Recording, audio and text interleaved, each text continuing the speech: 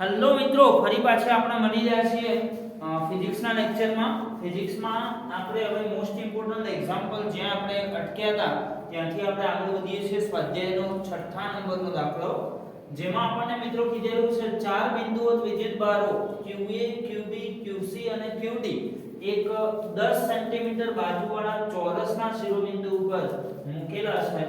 તો તમારે શોધવાનું શું છે? ચોરસના કેન્દ્ર ઉપર 1 માઇક્રોકુલમ વિદ્યુતભાર મૂકેલો છે, એના ઉપર લાગતો બળ મેળવવાનું છે મિત્રો.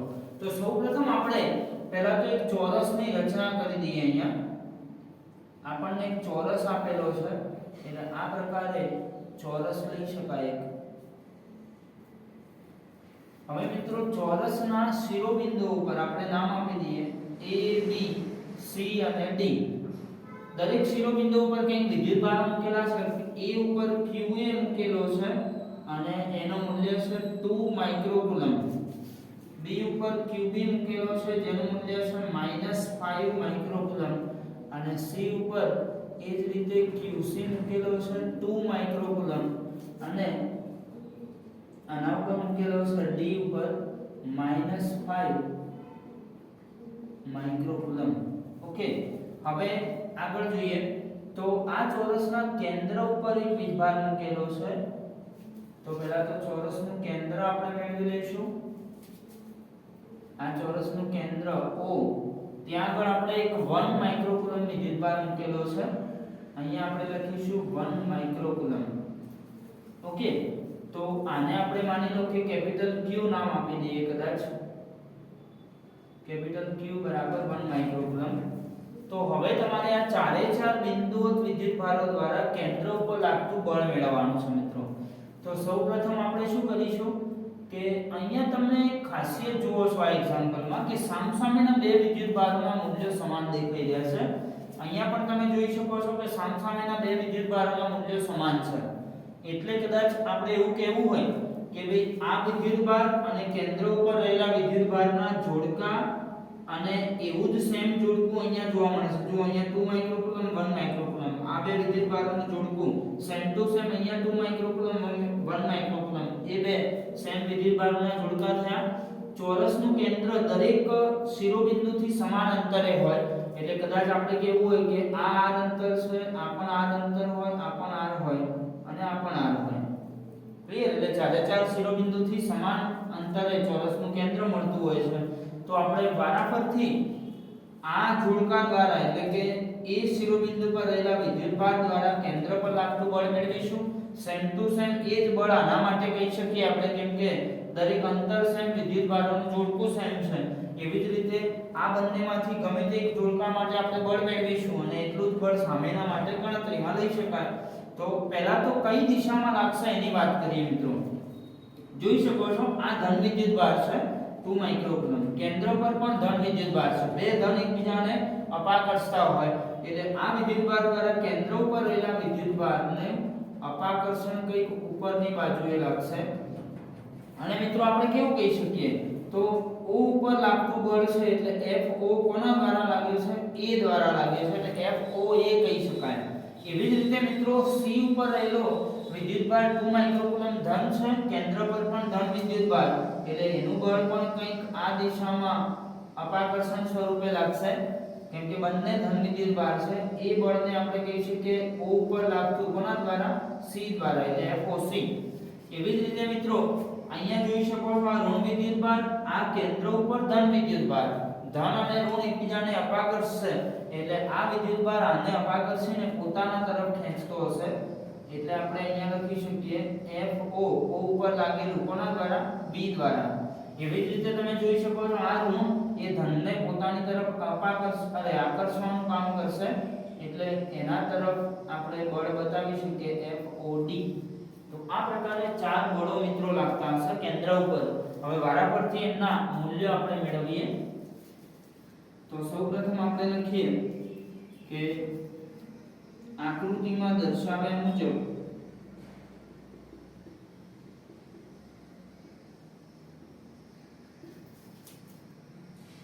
ચોરસ ABCD નું કેન્દ્ર તેના ચારેય શિરોબિંદુ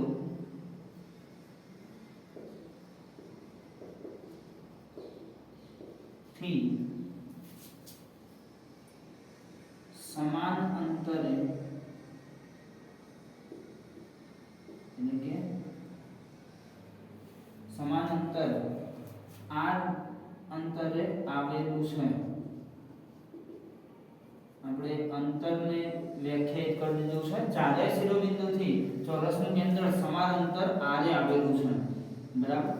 હવે આગળ વધીએ તો આપણે 1 બાય 1 એક એક જોડકું લઈએ અને એના બળોના મૂલ્યો આપણે મેળવીએ મિત્રો. તો પહેલા લખીએ કે શિરોબિંદુ A પર રહેલ વિદ્યુતભાર QA દ્વારા એટલે કે અહીંયા રહેલા વિદ્યુતભાર QA દ્વારા કેન્દ્ર પર રહેલ વિદ્યુતભાર 1 માઇક્રોકુલમ પર લાગતું બળ. હવે મિત્રો આ જે બળ છે એ આપણે કુલમના નિયમની મદદથી મેળવી શકીએ છીએ. તો એ નિયમ મિત્રો આપણો આવો છે F બરાબર k q1 q2 divided by r² મુજબ કેવું બનાવી શકીએ? તો F O ઉપર લાગી રહ્યું છે કોના દ્વારા? A દ્વારા. તો F OA બરાબર k m ના m મિત્રો q1 તરીકે આપણે ગમે તે એક વિદ્યુતભાર કેપિટલ Q લઈએ અને q2 તરીકે સ્મોલ q લઈએ. તો k q qa divided by r² is equal to જો આપણે મૂલ્ય મૂકી દઈએ મિત્રો તો km ના m કેપિટલ Q નું મૂલ્ય 1 માઇક્રોકુલમ છે એટલે આપણે 1 × 10⁻⁶ લખી શકીએ અને સ્મોલ q નું મૂલ્ય મિત્રો 2 માઇક્રોકુલમ છે એટલે 2 × 10⁻⁶ લખી શકીએ અને r નું મૂલ્ય આપણે હાલ મૂકવાની જરૂર નથી. એનું કારણ તમને કહું છું કે આ બે બળો સામસામે સમાન મૂલ્યના છે એટલે એકબીજાની અસરોને નાબૂદ જ કરવાના છે. એટલે આપણે તો આટલું જ મૂલ્ય સામેવાળા C પર રહેલા વિદ્યુતભાર દ્વારા લગાડતું બતાવીશું કે જેથી આપણે વિરુદ્ધ દિશાના છે એટલે એકબીજાની અસરોને નાબૂદ કરશે. તો અહીંયા આપણે આ પ્રકારે લખી શકીએ કે આ જે 2 છે આગળ લખી દઈએ 2k × 10 આ બે ભેગા કરીએ એટલે -12 થશે અને ડિવાઇડેડ બાય r². ઓકે, આટલું મૂલ્ય. અને કદાચ જો તમારે મૂલ્ય મૂકવા હોય તો વિશેષમાં તમે k નું મૂલ્ય મૂકવું હોય તો 9 × 10 ની -19 લખી શકો છો. અને એ જ રીતે r નું મૂલ્ય તમારે શોધવું હોય તો થોડા પાયથાગોરસના નિયમો લગાડી અને r નું મૂલ્ય મેળવી શકો છો. પણ આપણે જરૂરી નથી કેમ કે એકબીજાની અસરોને નાબૂદ જ કરવાના છે. તો આ જે બળ છે એ વિદ્યુતભાર A દ્વારા કેન્દ્ર પર લાગતું બળ આપણે મેળવ્યું. હવે મિત્રો આટલું જ બળ કે C વિદ્યુતભાર પર રહેલું જે વિદ્યુતભાર છે C શિરોબિંદુ પર રહેલા વિદ્યુતભાર દ્વારા કેન્દ્ર ઉપર લાગવાનું છે. એટલે આપણે આવું વાક્ય લખી શકીએ. હવે શિરોબિંદુ C પર રહેલ QC બરાબર 2 માઇક્રોકુલમ દ્વારા કેન્દ્ર O પર લાગતું બળ FOC બરાબર આપણે કેટલું કહી શકીએ? FOA બરાબર કેટલું બળ છે? તો આ જે છે એમના એમ જ લાગશે divided by r². ઓકે, આટલું જ બળ એ OC દ્વારા પણ લાગવાનું છે અને આ હતું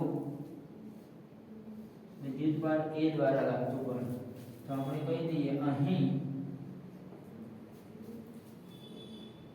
QA તથા QC દ્વારા કેન્દ્ર O પર લાગતા બળો સમાન મૂલ્યના પરંતુ વિરુદ્ધ દિશાના હોવાથી એકબીજાની અસરને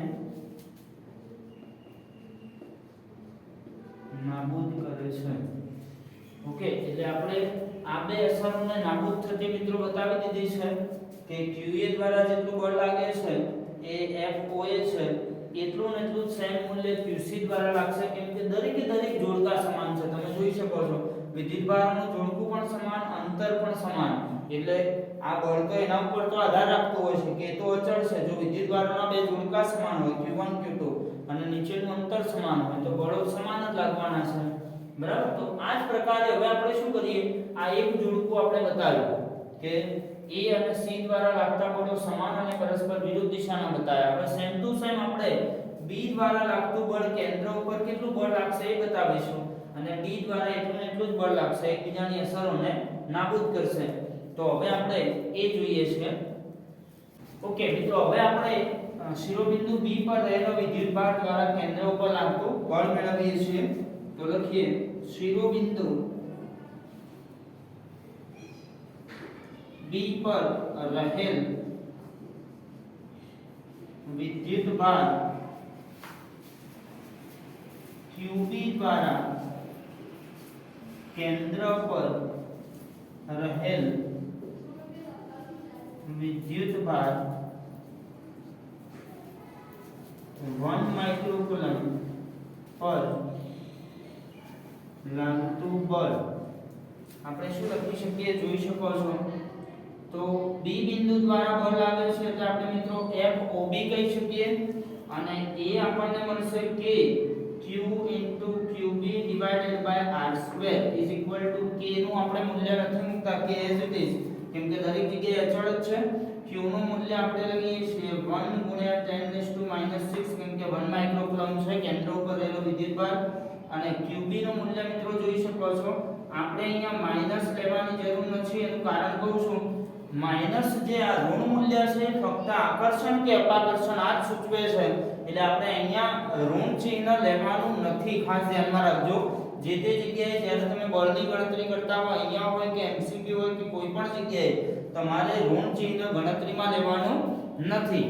તમારે આકર્ષણ છે કે અપાકર્ષણ એને દર્શાવવા માટે જ આ ઋણ ચિહ્ન આપેલું હોય છે, એટલે આપણે અહીંયા ઋણ ચિહ્ન નથી મૂકતા, કેમ કે અહીંયા બતાવી દીધું છે જો આકર્ષણ B તરફ એ ખેંચાઈ ગયો છે. ઓકે, તો છેદમાં આપણે R² લખશું અને આ બધાની ગણતરી થયા પછી આપણને જવાબ મળી રહ્યો છે મિત્રો 5 × 5 5K ગુણ્યા 10 ની આપણે કહી શકીએ -6 અને -6 બે ભેગી થશે એટલે -12 ડિવાઇડેડ બાય R². તો આટલું મૂલ્ય મિત્રો FOB દ્વારા લાગે છે, એટલે કે B વિદ્યુતભાર દ્વારા લાગે છે. હવે સેમ આપણે લખીએ કે શિરોબિંદુ આની સામેનું જે શિરોબિંદુ છે, તો શિરોબિંદુ D પર રહેલ વિદ્યુતભાર QD દ્વારા કેન્દ્ર O પર રહેલ વિદ્યુતભાર 1 માઇક્રોકુલમ પર લાગતું બળ, તો એને આપણે કહી શકીએ FOD બરાબર એ કોના જેટલું થશે, FOB બરાબર, કારણ કે દરેક વીજભારના મૂલ્યો સમાન અને દરેક અંતર સમાન, એટલે આપણે સેમ ટુ સેમ લખી શકીએ 5K × 10⁻12 ડિવાઇડેડ બાય R² આટલું જ મળશે. અને હવે અહીંયા પાછું આપણે પેલું વિધાન લખેલું એમના એમ લખી અને એકબીજાની અસરોને શું કરે છે અહીંયા પણ નાબૂદ. તમે જોઈ શકો છો સામ સામે ખેંચાઈ ગયા છે એટલે એકબીજાની અસરને નાબૂદ કરશે. તો અહીંયા લખીએ, અહીં QB તથા QD દ્વારા કેન્દ્ર O પર લાગતા બળો સમાન મૂલ્યના પરંતુ વિરુદ્ધ દિશાના હોવાથી એકબીજાની અસરને નાબૂદ કરે છે. અને તેથી આપણે કહી શકીએ, તેથી છેવટનું છેલ્લું વાક્ય લખી દઈએ આપણે હવે કેમ કે પેલા બંને કિસ્સામાં પણ જોયું કે એકબીજાની અસરો નાબૂદ થતી હતી, અહીંયા પણ એકબીજાની અસરો નાબૂદ થાય છે. તો તેથી આપણે પરિણામ સ્વરૂપ કહી શકીએ કે તેથી ચોરસના કેન્દ્ર O પર લાગતું પરિણામી બળ બરાબર 0 થાય. બરાબર, ચોરસના કેન્દ્ર પર પરિણામી બળ કેટલું લાગશે? 0 થઈ જશે, કેમ કે દરેક જગ્યાએ જોડકાઓ એકબીજાની અસરોને નાબૂદ કરી રહ્યા છે. એટલે ચોરસના કેન્દ્ર પર પરિણામ સ્વરૂપ જે બળ લાગશે એ 0 હશે. મિત્રો આ પ્રકારનો MCQ પણ પરીક્ષામાં પૂછાતો હોય છે, ખાસ ધ્યાનમાં રાખજો.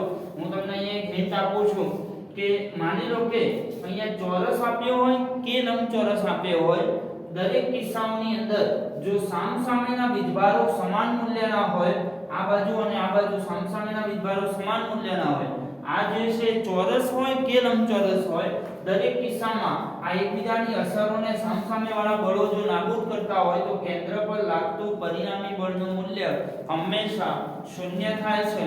એટલે ધ્યાનમાં રાખજો, આ પ્રકારનો MCQ પણ મિત્રો પરીક્ષામાં બોર્ડની અંદર તમને પૂછાતો હોય છે. એટલે એમાં કોઈ પણ ગણતરી કરવાની નથી, તમારે ખાલી આટલું વસ્તુ ચેક કરવાનું છે કે સામસામેના વીજભારોના મૂલ્યો સમાન છે, અહીંયા જોઈ શકો છો, અને ચોરસ હોય કે લંબચોરસ આ બે સામસામેના અંતરોના જોડકા સમાન થશે, એટલે એ બંને બળોના મૂલ્યો પણ સમાન થશે અને પરિણામી અસર 0 થશે.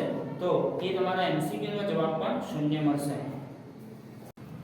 ઓકે મિત્રો, હવે આપણે સ્વાધ્યાયનો એક્ઝામ્પલ નંબર 8 જોઈએ છે, જેમાં બે બિંદુઓ વિદ્યુતભારો QA અને QB આપેલા છે, એકબીજાથી શૂન્ય અવકાશમાં 20 સેન્ટીમીટર દૂર મૂકેલા છે. તો સૌપ્રથમ આનું આપણે ભૌતિક નિરૂપણ કરીએ કેવી રીતનું આપેલું છે આપણને.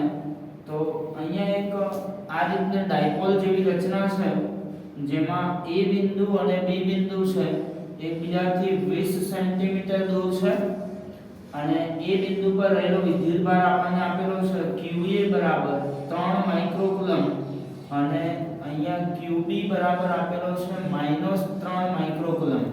ઓકે, આ પ્રકારની રચના આપેલી છે, 20 સેન્ટીમીટર એકબીજાથી દૂર છે.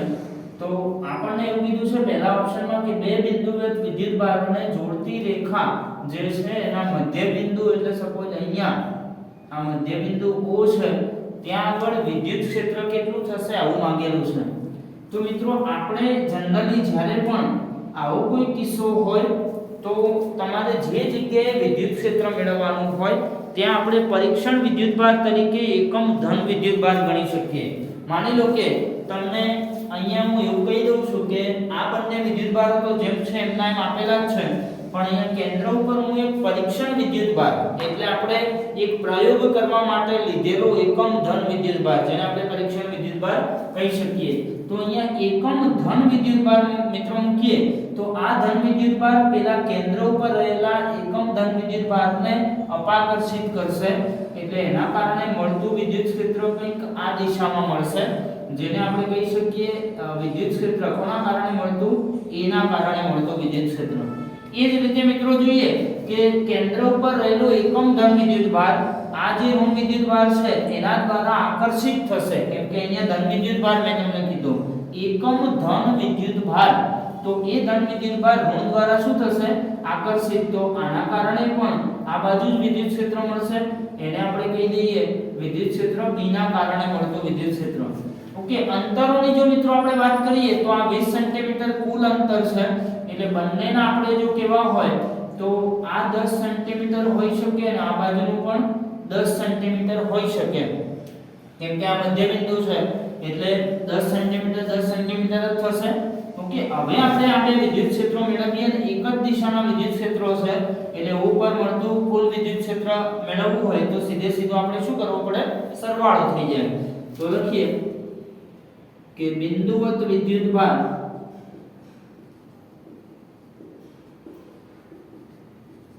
QA ને લીધે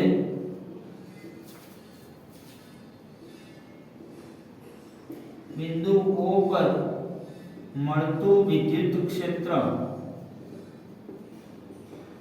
તો એ વિદ્યુત ક્ષેત્ર મિત્રો EA મળશે આપણને, અને બિંદુવત વિદ્યુતભારના કારણે મળતું વિદ્યુત ક્ષેત્ર મિત્રો આપણે kq/r² અનુસાર મેળવતા હોઈએ છીએ.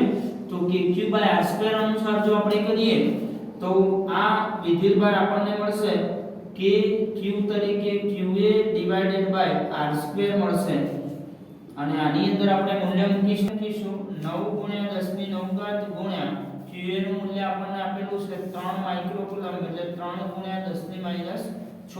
હવે મિત્રો r નું મૂલ્ય જે છે આપણે સરળતા ખાતર અહીંયાથી જ મીટરમાં જો કરી દેવું હોય તો 10/100 આવે એટલે આને તમે કહી શકો કદાચ 10 ની 1 0 0 ઉડી જશે એટલે 10 ની -1 મીટર કહી શકાય. બરાબર. તો આ પણ આના બરાબર 10 ની -1 મીટર એટલે ઘાતના સ્વરૂપમાં આવે તો તમને અહીંયા ગણતરીમાં થોડી સરળતા રહે એટલા માટે તો અહીંયાથી લખશું 10 ની -1 નો સ્ક્વેર = 9 તરી 27 ગુણ્યા જો ડાયરેક્ટ આપણે ઘાતની 10 ની ઘાત લખી દઈએ કેટલી આવે છે આ 9 માંથી 6 જાય એટલે +3 અને આ બે ઘાતાંકનો ગુણાકાર થશે એટલે -2 ઉપર આવે એટલે +2. તો ઉપરની બાદબાકીમાંથી ઘાત વધીથી એવું હોય તો ડાયરેક્ટ બધી લખીએ આ -2 ઉપર આવે એટલે +2. તો મિત્રો આને પ્રમાણિત સ્વરૂપમાં લખીએ અને જોડે જોડે આ ઘાતનું સાદું રૂપ આપીએ તો જુઓ 9 ને 2 11 માંથી 6 જાય એટલે 5 ઘાત વધી અને હવે જો આને તમે એક પોઈન્ટના સ્વરૂપમાં લખો પ્રમાણિત સ્વરૂપમાં એટલે તમે ડાબી બાજુ ખસ્યા કહેવાઓ એટલે ઘાતમાં 1 નો વધારો થાય એટલે 5 હતી 1 ઘાત થઈ જશે 6 એટલે 6 ન્યૂટન પ્રતિ કુલમ મળશે. હવે આ જ રીતે મિત્રો બિંદુવત વિદ્યુતભાર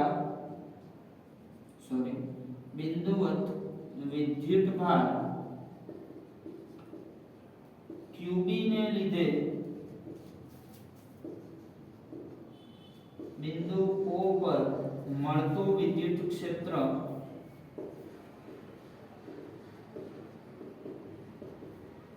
તો એ વિદ્યુત ક્ષેત્ર મિત્રો આપણે બોલી શકીએ EB બરાબર kqb/r².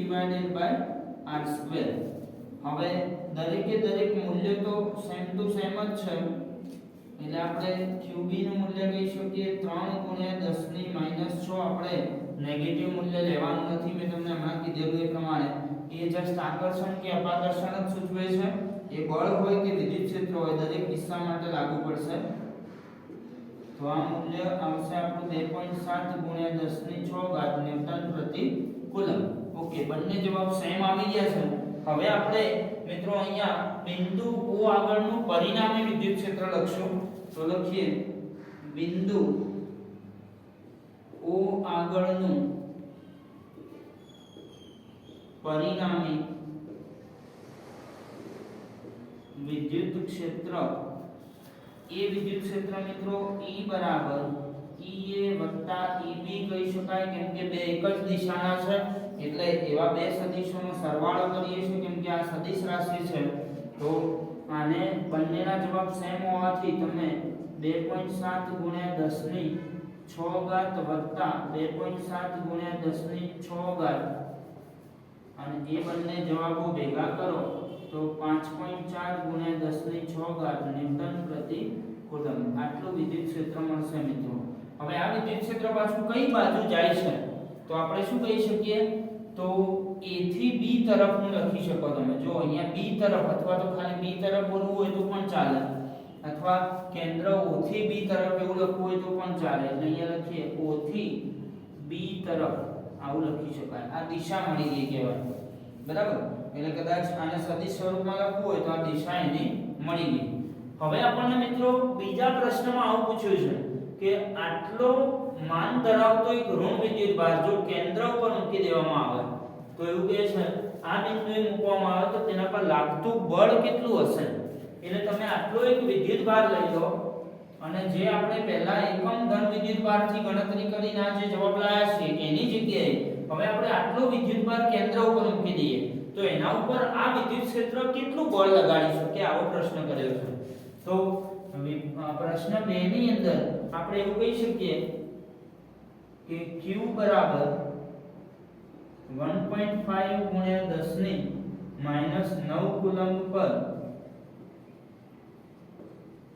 વિદ્યુત ક્ષેત્ર E ને લીધે લાગતું બળ, તો એ બળ મિત્રો તમે ભણી ચૂક્યા છો F બરાબર Q * E જેટલું લાગતું હોય. તમે કુલમ્બના નિયમમાંથી આ પ્રકારનું સૂત્ર ભણ્યા છો કે જો વિદ્યુત ક્ષેત્ર તમને આપેલું હોય તો કોઈ પણ વિદ્યુત ભાર ઉપર લાગતું બળ શોધવા માટે તમે F બરાબર Q * E કહી શકો છો. તો F બરાબર Q નું મૂલ્ય તમને આપી દીધું છે 1.5 * 10 સોરી અહીંયા માઈનસમાં આપેલું છે, ઋણ વિદ્યુત ભાર છે. ઓકે, અહીંયા કીધેલું છે ઋણ પરીક્ષણ વિદ્યુત ભાર એટલે આપણે માઈનસ ચિહ્ન લેવાનું છે અહીંયા, અને ગુણ્યા વિદ્યુત ક્ષેત્રનું માન તમે શોધી ચૂક્યા છો 5.4 × 10⁶. તો મિત્રો હવે આ બંનેનો ગુણાકાર તમે કરી લો, તમને બળનું મૂલ્ય મળી જશે માઈનસમાં કેટલું બળ મળે છે. એ બળનું મૂલ્ય આપણને 8.1 × 10⁻³ મળે છે. 8.1 × 10⁻³ ન્યૂટન. એટલે તમે કેલ્સીમાં કરશો તો આટલું બળ તમને મળી જશે. ઓકે, એટલે ફાઇનલી આ પ્રશ્ન પૂરો થાય છે. આ પણ પ્રશ્ન બોર્ડ માટે ઇમ્પોર્ટન્ટ પ્રશ્ન ગણી શકાય. બરાબર છે. આ ઘણી વખત અમુક સાહિત્યની અંદર આ બે વિદ્યુત ક્ષેત્રોને સીધા સરવાળા સ્વરૂપે પણ શોધેલા હોય છે. આપણે અલગથી બંનેને શોધી અને અહીંયા સરવાળો કર્યો છે, એટલે જે પ્રકારે તમને અનુકૂળતા રહે પ્રમાણે કરી શકો છો, અને પછી બીજા પ્રશ્નમાં આ રીતે તમે એના પર લાગતું બળ મેળવી શકો છો. Thank you. આ પ્રકારના વિડિયો મિત્રો જો તમને ગમ્યા હોય તો ચેનલને સૌપ્રથમ સબસ્ક્રાઇબ કરી દો. ત્યારબાદ આવા પ્રકારના વિડિયો જો તમે સૌપ્રથમ મેળવવા માંગતા હોય તો તમારા YouTube માં જઈ નોટિફિકેશન ઓન કરી દો, અને તમે તમારા અન્ય મિત્રોને જો હેલ્પફુલ થવા માંગતા હોય તો વિડિયોને લાઈક કરી તેમને શેર કરી આપો કે જેથી એ લોકો પણ આ પ્રકારના વિડિયો સૌપ્રથમ જોઈ એમનો અભ્યાસ સારી રીતે કરી શકે. જો તમને આ કન્ટેન્ટની અંદર અથવા કોઈક અન્ય MCQ માં અથવા કંઈ પણ જગ્યાએ તમને તકલીફ જણાતી હોય તો તમે YouTube ચેનલમાં કમેન્ટ કરી શકો છો અથવા અહીંયા જણાવેલા WhatsApp નંબર પર મેસેજ કરી શકો છો. Thank you.